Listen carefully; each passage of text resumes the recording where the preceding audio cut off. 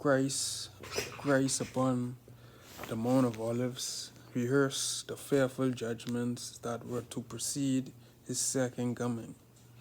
Ye shall hear of wars and rumors of wars. Nation shall rise against nation, and kingdom against kingdom. And there shall be famines, pestilence, and earthquakes in divers places. All these are the beginning of sorrows. Matthew 24, verses 6 to 8.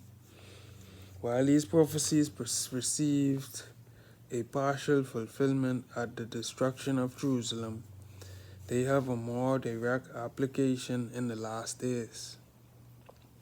At the close of the great papal persecution, Christ declared, "The sun should be darkened, and the moon should not give her light." Next, the stars should fall from heaven. And he says, "Learn a parable of the fig tree. When its branch is yet tender, and put it forth leaves, ye know that summer is nigh. So likewise, ye, when ye shall see all these things, know that he is near, even at the door." Matthew 24, verses 32 and 33. Christ is given signs of his coming. He declares that we may know when he is near, even at the doors. He says of those who sees these signs, "This generation shall not pass till all these things be fulfilled." These signs have appeared.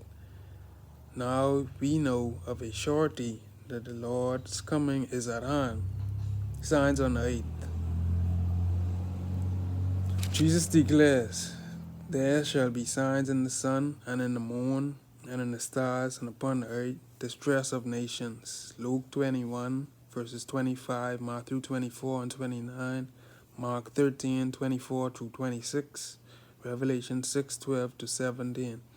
Those who behold these harbingers of his coming are to know that it is near, even at the doors. The nations are in unrest. Times of perplexity are upon us. Men's heart are failing them for fear of the things that are coming upon the earth. But those who believe in God will hear his voice amid the storm, saying, "It is I, be not afraid." Signs on the earth. Signs of Christ's soon return.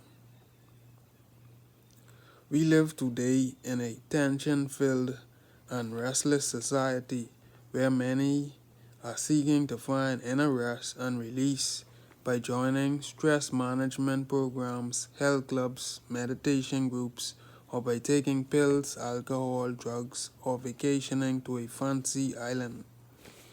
The Sabbath affords us the opportunity to experience inner rest and renewal by releasing us from the pressures of the weekdays so that we can experience more freely and more fully the awareness of divine presence, peace, and rest in our lives.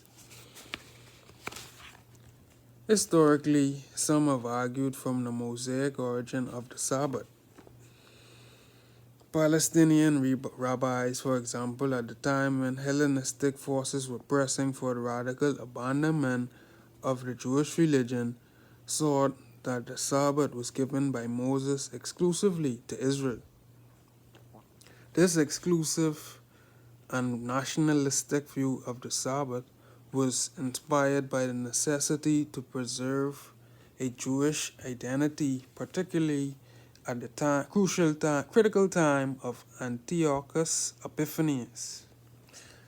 This notion of the Mosaic origin and exclusive Jewish nature of the Sabbath was later adopted by some of the early fathers, by radical groups of the Reformation, and more recently by modern dispensationalists. On the other hand, the view of the creation origin of the Sabbath can historically be found in the oldest and major Jewish traditions. Among the many Sunday keepers who have sought to justify Sunday as the Christian Sabbath by appealing to the creation origin of the latter, and among Seventh-day Sabbath keepers, the preponderant historical support for the creation origin of the Sabbath is not the criterion for accepting this view as truth. The validity of a biblical doctrine is not determined by historical majority views. The only claim we can rightly make is that belief in the creation Sabbath is deeply rooted in both Scripture and history. The creation of the Sabbath in the New Testament.